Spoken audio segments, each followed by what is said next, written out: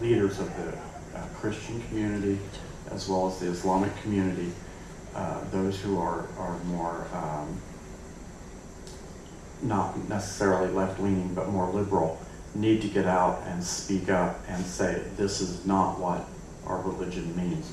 The terrorist cells, the religious right who want to beat everybody down, and if you don't follow what they say, you're going to hell.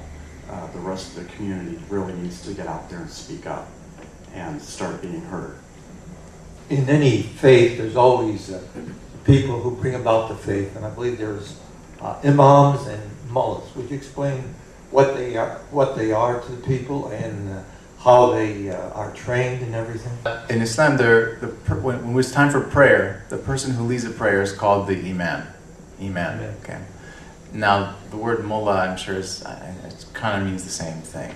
I don't think there's any distinguishing qualities between them. An imam is someone who leads the person in front, the leader. Okay. That leader doesn't have. If it was just a few people, for example, it was just me and my father praying, it's usually the older one. Out of respect, they would lead the prayer, okay? If there was a group of people, it would be the most knowledgeable amongst them, okay? If there is a community, it's the one who has a scholarly degree in religious studies or has some kind of degree in religion. So that's how they would just distinguish that. Now, religion is not just a 1-hour course that you take at the Senator Washington Township Library. Okay, religion is diverse, covers many facets of life, and people are trained in religion. Some people at some mosques, they'll have a full-time imam who is involved with youth programs, marriage counseling. He'll be involved with the community public speaking. These are paid positions. People are trained at universities around the world to come and be imams. That's the imam position. You can find in Muslim journals, in the back of Muslim journals, just like you find in any journal application. We are looking for this qualification. He has to speak English. He's got to be from, at least live 10 years, whatever their criteria is for certain communities. Somebody, for example, if there's a mosque that's dominated by Southeast Asians, they may want a Southeast Asian imam. Okay, an imam is just someone who leads the prayer. It could be a child. It could be the eldest in the community. It could be someone who's well-versed, someone who it just depends. But it's usually the person who's best educated in Islam at the time. When Muhammad moved to Medina, I think he was in his early 50s. How did his preaching change? You're right, he was in his 50s, because when he left Mecca, he spent the first 13 years in Mecca preaching one thing. Remember, this was a time when people worshipped idols, multiple gods. That's what they were raised in. That's what their parents did. That's what they did. And the first 13 years of his life in Mecca, he was preaching one thing: worship one God, believe in one God, worship one God. There is only one Creator. These creations that you make, they're your own creation. And he would try to show them. People would have gods made of wood. People had gods made of dates. People had gods made of whatever. And then on their journeys, when they were traveling, he would see people getting hungry, and what did they do? Take a bite out of their god. Or if it was getting cold, they would take their god, because he's made of wood, put him in the fire, because they needed warmth. And he said this didn't make sense to him. And this was one of the commandments of God. The first thing is you've got to know who God was. You have to know the magnitude of God. That was the first 13 years of training. Know who God was. When he moved to Medina, now the Muslim community was becoming established.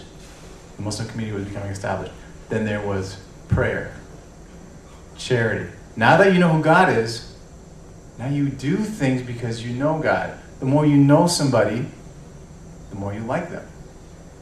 The more you like them, the more you want to please them.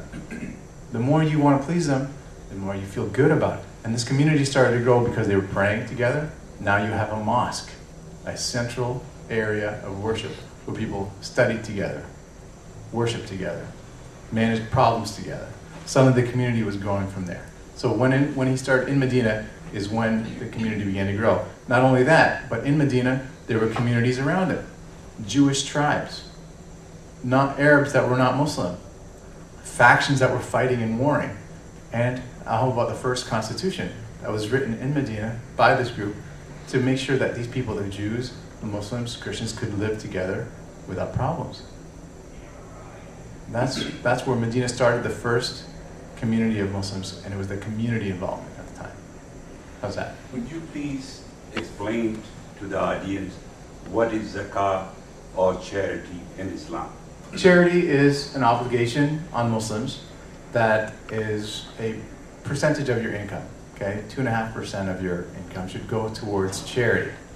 Charity could be any charity, from helping your family to helping your community school, helping your community mosque, your community hospital. It is charity. It is a requirement. It's an obligation on every Muslim to give that charity. Part of the word charity in Arabic, the word means zakat. Zakat literally means to purify yourself. And one of the things God knows most about human beings is that we like to hoard wealth. We like to keep money. We like to, because we are in fear of poverty. But giving money, in a sense, is trusting God. God says, give and trust me. Anything you give in charity is not wasted. I'll take care of you. I'll take care of you. And you take care of your community, and I'll take care of you. And that's how zakat, charity, is pretty much interpreted. You can, again, I'm giving you guys one sentences here. You can open up these subjects wide and fast. Okay, this is quick, short summaries. I'm no scholar by any means, so I'm going to give you my own translation of things too. This is just Yeah, a that's question awesome. of clarification and in answering Imam. Now, do I hear you say that there is no overall credentialing, or a person goes and gets educated, declares